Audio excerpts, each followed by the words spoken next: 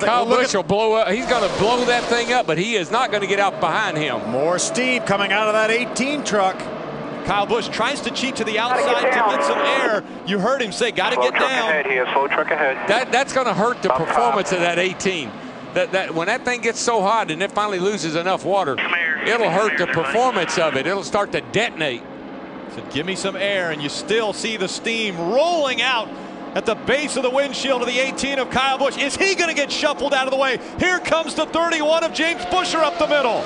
I don't know if there's any room, but there trouble. They go. Problems as they go through the triangle. Austin Dillon is caught up in it. The 31 of Buescher's caught up in it. That's the rest of the field. They're right all there. in it. That's They're all done. in it. There's only 2 guys left running.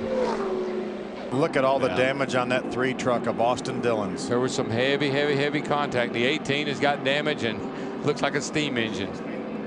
Todd Bodine this is his second to climb out. His second go round. He said, I guess that'll about do it right there, boys. Timothy Peters, he was the 4th truck in line. There's Ricky Carmichael. You see the damage on Ricky Carmichael's truck. You know, I believe if the 18 hadn't gotten hot and started blowing Speaking steam of getting out. hot, Jennifer Jo Cobb pulls up next to Kyle Busch and voices her displeasure. They just start bouncing around back in there. It was really Brad Sweet in the 32 truck. Maybe the 32 got hooked by the 51 truck. Red flag is out. That's kind of what it looked like. They just started moving around. They were wobbling as they were going down toward turn 1 there. Truck gets really free coming through the tri-oval here, especially when you get them 3 wide like that. That's the 32 behind the blue truck. Looks like he may have got pushed from behind, and that got him into the truck on the inside. I believe that. Is that Eric Almirola, maybe the 51 truck? That black truck has and the Almirola. Parker Kligerman. Yeah, Almirola got it going. I think he got in the back of Brad Sweet, possibly. Yeah. And then turned him sideways. And, buddy, when he did. There's another view. Watch behind the blue truck now. Watch behind the blue truck. He'll catch the 29 of Parker Kligerman. I don't think the 51 was into the back of him, DW. It almost looked like the 32 and the 18 made some contact. Blocks the track, and nobody had anywhere to go. Ricky Carmichael did a nice job going down through the grass to avoid that. About a $500,000 junkyard right there. We just keep looking at this. We'll figure it out. The 31 is going to squeeze in right here, and this is what starts to create the commotion. Looking. Yep, here we're going to. You see Buescher start wobbling there a little bit. Little bit of movement.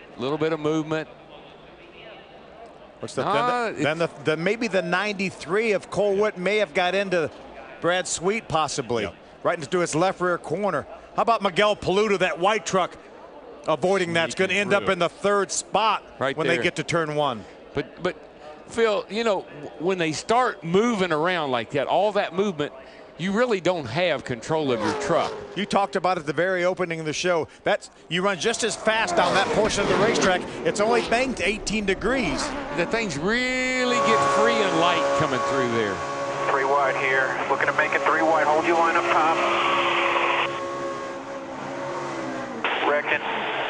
Yeah, that lick. Whoever was under the 31 got into the 31, and I think may have started that. And we think it may have been Cole Witt. If you can get through this, you're Houdini. That's all I know. Look at this. How are you going to get through here? How are you going to get through here? Unbelievable. Wow. Unbelievable. Yep. What an amazing job, though, by Miguel Paludo to avoid this, as well as Timothy Peters.